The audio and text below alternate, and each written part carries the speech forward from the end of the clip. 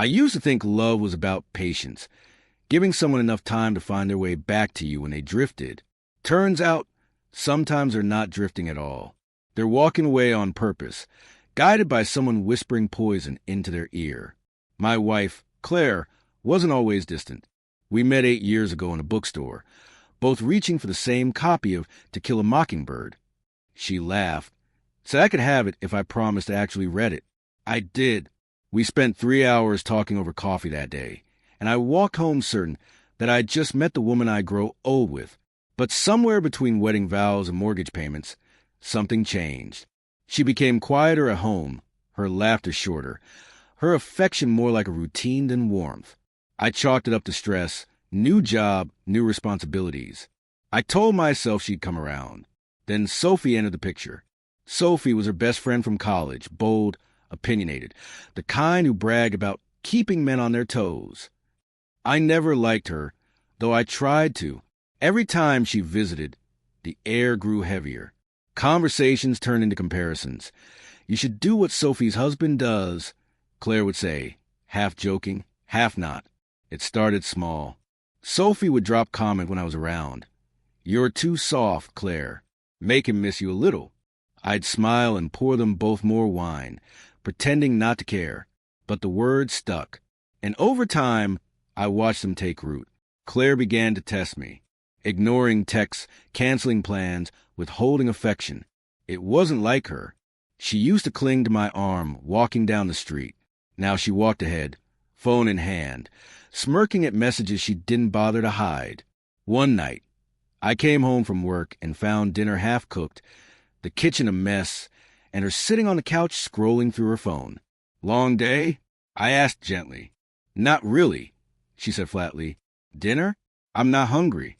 Sophie said I should stop cooking every night. You can handle yourself.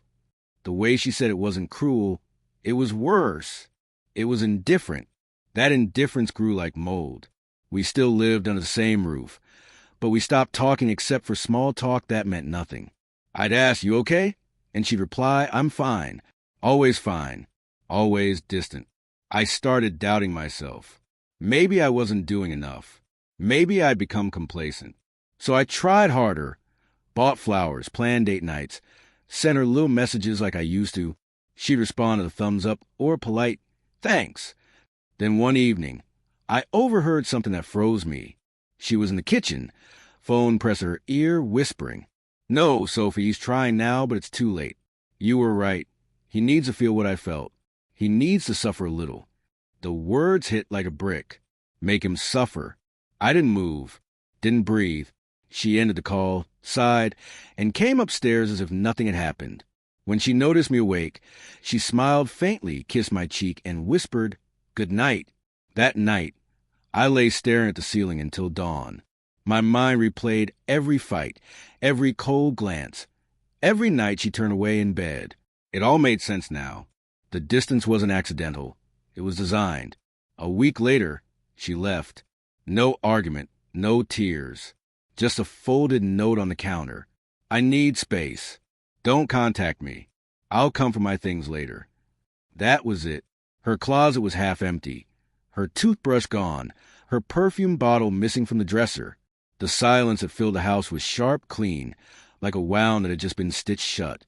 At first, I tried to reach out. Called twice, no answer. Texted once, I said I need space. So I stopped. Days turned into weeks. I still set the table for two, without thinking.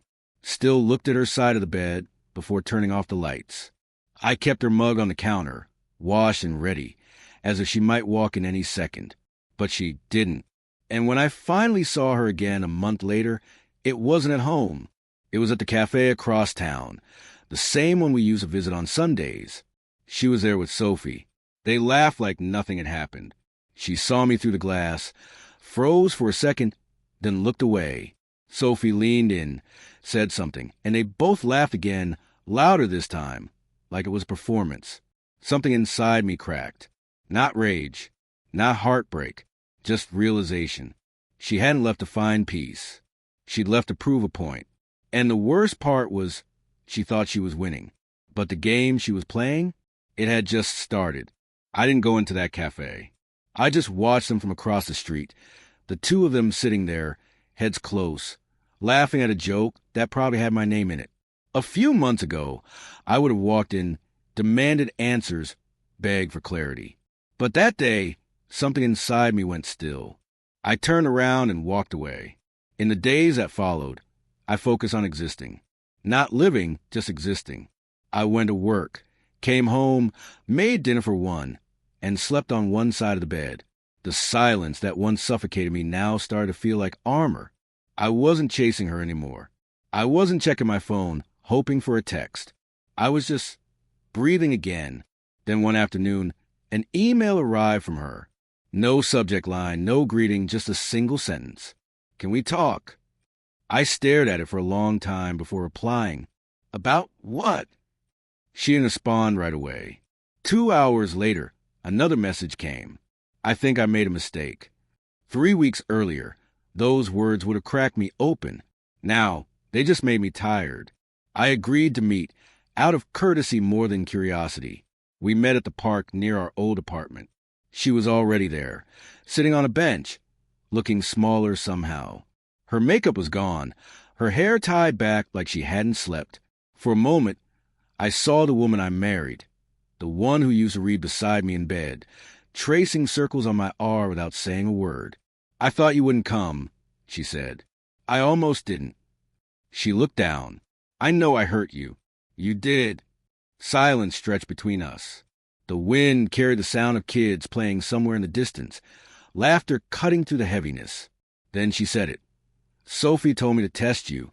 She said you'd stop caring eventually, and then I'd know if you ever really loved me. She said men only change when they're afraid to lose." I let out a short, humorless laugh. "And how's that experiment working out for you?" Her eyes shimmered. She was wrong. "I lost you trying to make you prove something you'd already given." She reached for my hand. I didn't pull away, but I didn't return the touch either.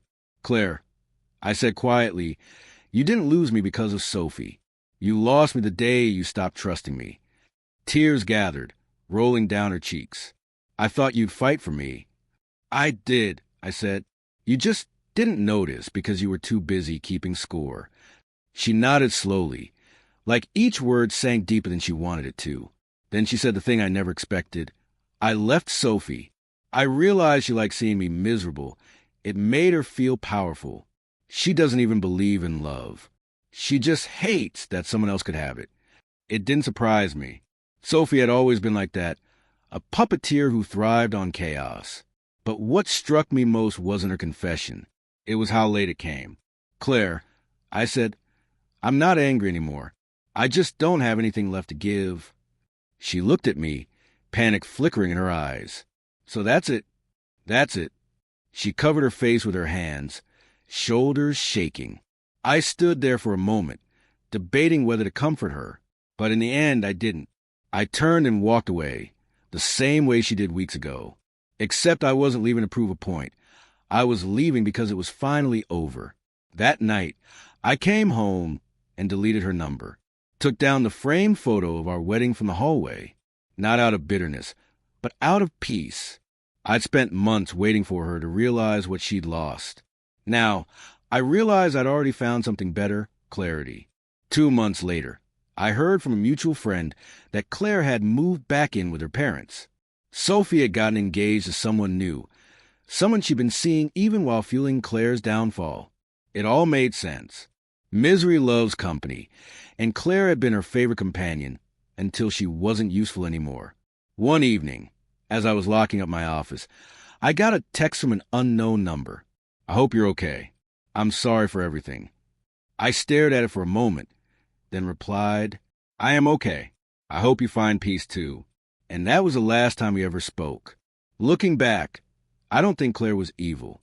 She was just weak, too easily swayed by someone else's bitterness, too afraid to stand alone. But weakness has a cost, and she paid it by losing someone who would have weathered any storm for her. Now, when people ask if I'd ever take her back, I smile and say no. Not because I hate her, but because some stories don't need a second chapter. The truth is, she thought she was making me suffer. But the day she left was the day my suffering ended.